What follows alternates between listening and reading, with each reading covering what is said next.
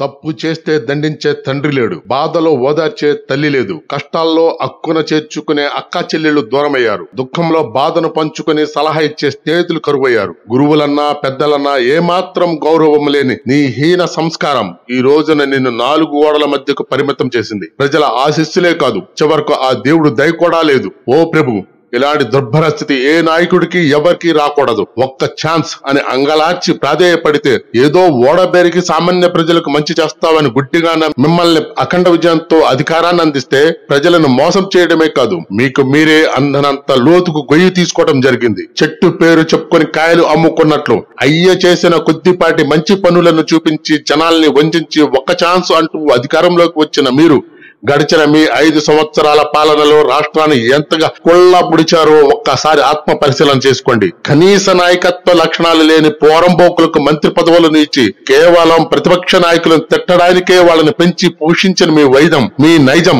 అతి హీనం. అచ్చోసిన ఆంబోతుల్లాగా బరి తెగించి సంస్కారహీనంగా ప్రవర్తిస్తున్న మీ అమాత్యుల ప్రవర్తనను కట్టడి చేయకపోగా మీరే స్వయంగా ప్రజాసభలలో పెళ్లాలు పెళ్లిళ్లు అంటూ దిగజారుడు మాటలు మాట్లాడుతుంటే మీ మానసిక స్థితి ఏ స్టేజ్ లో ఉందో అర్థమవుతుంది.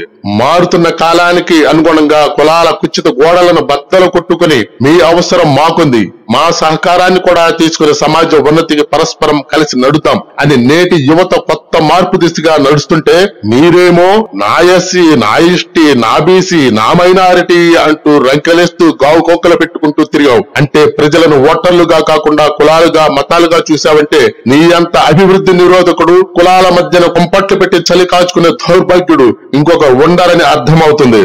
పదవిలోకి రాగానే నదీ ప్రవాహానికి అడ్డుగా ఉన్న ప్రజా దర్బార్ను కోల్చంగానే అబ్బో పెద్ద ప్రకృతి ప్రేమికుడు వచ్చాడని సంబరపడే లోపే రోడ్డు పక్కన ఉన్న చెట్లను నరికిస్తీవి. చివరకు ఋషికొండను కూడా బోడుగుండు చేసి నీ విలాస దర్బారుకు నిదర్శనంగా విలాస భవంతులను ప్రజాధనంతో ఎలా కట్టించుకుంటావు? ఆచరించేది ఒక మతం, జనాల్ని ఏమార్చడానికి మరొక ధర్మం.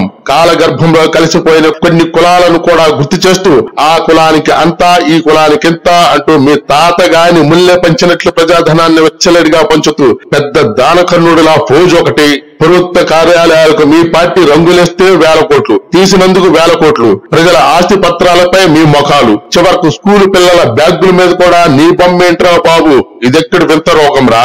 చివరగా మీ ఏలుబడిలో ఏ ఒక్క వర్గం సుఖంగా తిన్నది లేదు, తాగింది లేదు, నిద్రించింది లేదు. మీ పరిపాలనా వైఫల్యం గురించి ఎంత చెప్పినా తక్కువే.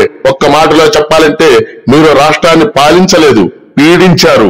గడచిన 5 సంవత్సరాల కాలాన్ని ఒక పీడకలగా భావించి ప్రజలకు మంచి చేసే పార్టీలను, నాయకులను ఎంతో విఘ్నతతో ఎంచుకున్న ఆంధ్ర ప్రజలు మరొక్క మారు ఇలాంటి పొరపాట్లు చేయాలని ఆశిద్దాం. దయచేసి ఛానల్ ని కొద్దిగా సబ్స్క్రైబ్ చేయండి అబ్బా, ప్లీజ్.